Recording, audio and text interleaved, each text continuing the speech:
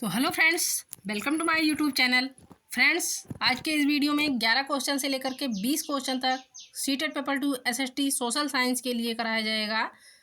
Previous year के सारे question हैं फ्रेंड्स। तो फ्रेंड्स चलिए वीडियो शुरू करते हैं। देखिएगा इसमें तो 11 नंबर वाला क्वेश्चन है। 10 क्वेश्चन जो है तो हमने पिछले वीडियोज में करा दिया है। ऐसे ही रोज़ आपको एक वीडियो प्रोवाइड कराया जाएगा प्रीवियस ईयर के सीटेट पेपर 2 एसएसटी के लिए। तो फ्रेंड्स देखिएगा इसमें 11 नंबर वाला क्वेश्चन है कि यूडीएचआर विशेषज्ञ के विचार और मार्क्स की पुस्तक दास कैपिटल के अध्याय कहलाते हैं। तो यूडीएचआर विशेषज्ञ के विचार इसमें पूछा गया है। यूडीएचआर विशेषज्ञ के विचार तथा मार्क्स की पुस्तक दास कैपिटल के अध्याय कहलाते हैं। क्या कहलाते हैं? प्राथमिक स्रोत कहलाते हैं, वाचिक परंपरा कहलाते हैं, द्वितीयक स्रोत कहलाते हैं, या इनमें से कोई नहीं। तो फ्रेंड्स यूडीएचआर विशेषज्ञ के विचार और मार्क्स की पुस्तक दास कैपिटल के अध्याय, तो ये कहलाते हैं द्वितीयक स्रोत। तो इसका राइट आंसर हो जाएगा ऑप्शन नंबर सी।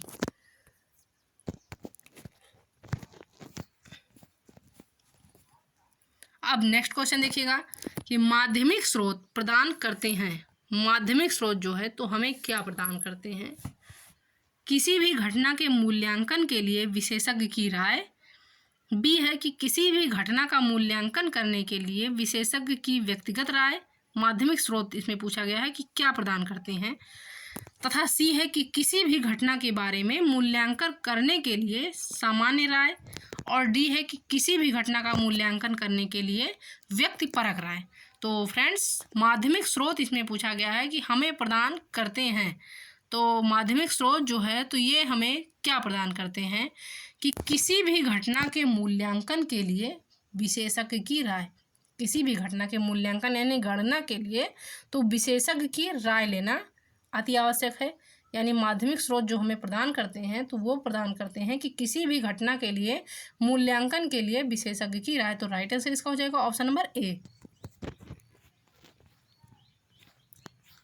अब देखिएगा नेक्स्ट क्वेश्चन है कि उच्च प्राथमिक स्तर पर सामाजिक एवं राजनीतिक जीवन की पाठ्य पुस्तक का शिक्षण निम्नलिखित में से किस एक उपागम पर बल देता है?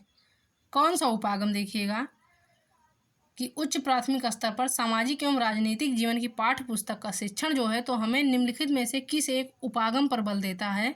तो रख करके सीखने पर, उसके बाद अवधारणाओं के संश्लेषण से सीखना, सी है कि वास्तविक जीवन की स्थितियों से सीखना, तथा डी है कि परिभाषा द्वारा सीखना। तो फ्रेंड्स राजनीतिक देखिएगा उच्च प्राथमिक स्तर पर यानी जूनियर लेवल पर तो सामाजिक एवं राजनीतिक जीवन की पाठ्य पुस्तक का शिक्षण जो है तो हमें निम्नलिखित में से किस उपागम पर बल देता है? तो इसका सही उत्तर हो जाएगा ऑप्शन नंबर सी कि वास्तविक जीवन की स्थितियों से सीखना। तो इसका राइट आंसर हो जाएगा ऑप्शन नंबर सी।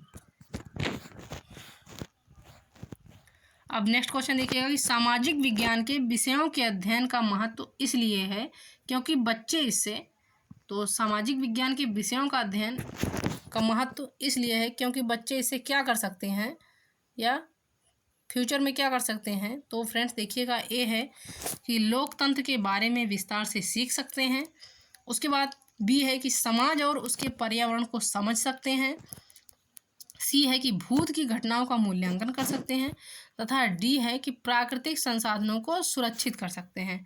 तो क्वेश्चन में क्या पूछा गया है कि सामाजिक विज्ञान के विषयों के अध्ययन का महत्व इसलिए है क्योंकि बच्चे इसे जो है तो समाज और उसके पर्यावरण को समझ सकते हैं। तो इसका राइट आंसर हो जाएगा ऑप्शन नंबर बी।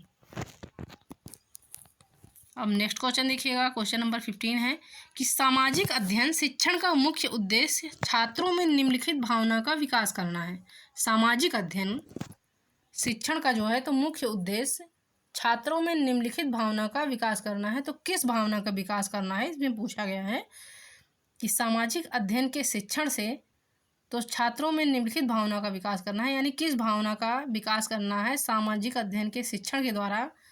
तो फ्रेंड्स ये वाला ऑप्शन है कि राष्ट्रीयता की भावना का, उसके बाद प्रांतीयता की भावना का, तथा सी है कि स्थान विशेष की भावना का तथा जातीयता का भावना का। तो राइट आंसर इसका हो जाएगा ऑप्शन नंबर ए कि सामाजिक अध्ययन शिक्षण का मुख्य उद्देश्य जो है तो छात्रों में राष्ट्रीयता की भावना का विकास करना है।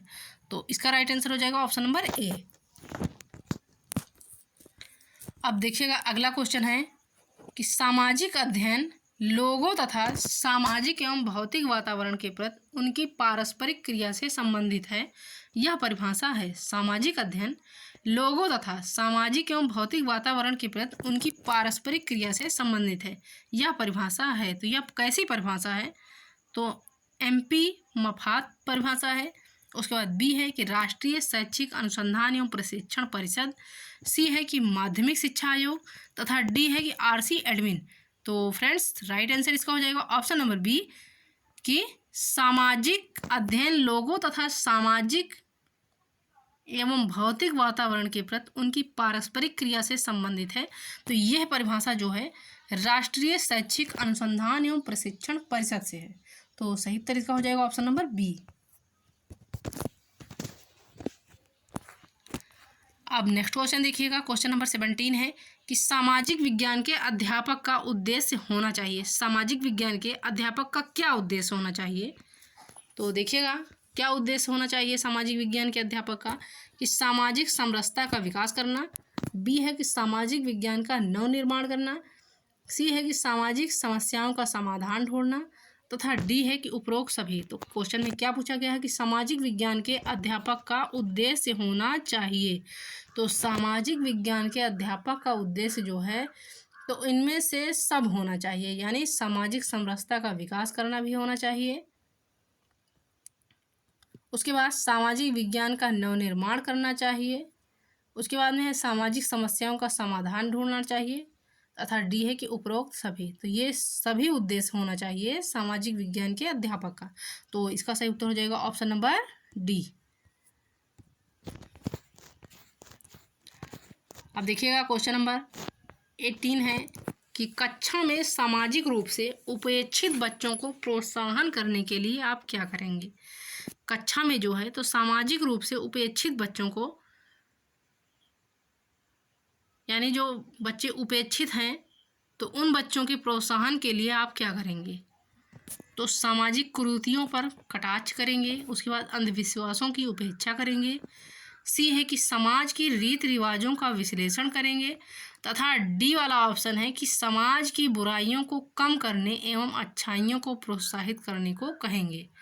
तो फ्रेंड्स कि कक्षा में सामाजिक रूप से उपेक्षित बच्चे, यानी जो पिछड़े बच्चे होते हैं, सामाजिक रूप से जो उपेक्षित होते हैं, जिनको अलग बैठाया जाता है या जिनको जो है बुरी नज़र से देखा जाता है, तो उनके प्रोत्साहन के लिए आप क्या करेंगे। तो उनके प्रोत्साहन के लिए आप करेंगे कि समाज की बुराइयों को कम करने एवं अच्छाइयों को प्रोत्साहित करने को कहेंगे। तो सही उत्तर इसका हो जाएगा ऑप्शन नंबर डी।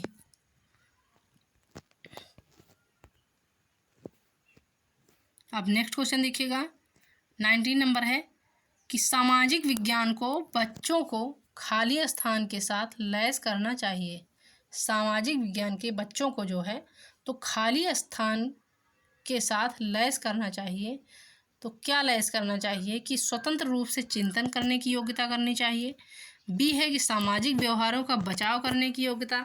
उसके बाद सी है कि जेंडर के बारे में सामाजिक नियमों का पालन करने की योग्यता तथा डी है कि सामाजिक दबाव को झेलने की योग्यता। तो सामाजिक विज्ञान को बच्चों को खाली स्थान के साथ लैस करना चाहिए। तो ये देखिएगा इसका राइट आंसर हो जाएगा कि सामाजिक व्यवहारों का बचाव करने की योग्यता करनी चाहिए। तो सही उत्तर इसका हो जाएगा ऑप्शन नंबर बी।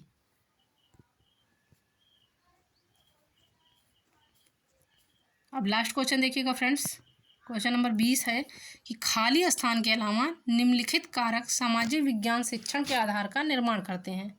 खाली स्थान के अलावा जो है निम्नलिखित कारक सामाजिक विज्ञान शिक्षण के आधार का निर्माण करते हैं। तो क्या निर्माण करते हैं कि पाठ्य सामग्री पर सूचनाओं को स्थानांतरित करने। उसके बाद बी है कि समाज की आलोचनात्मक समझ विकसित करने। सी है कि विश्लेषणात्मक कौशलों को बढ़ावा देने तथा डी है कि वैश्विक दुनिया में समायोजन के लिए सामाजिक कौशलों को बढ़ावा देने।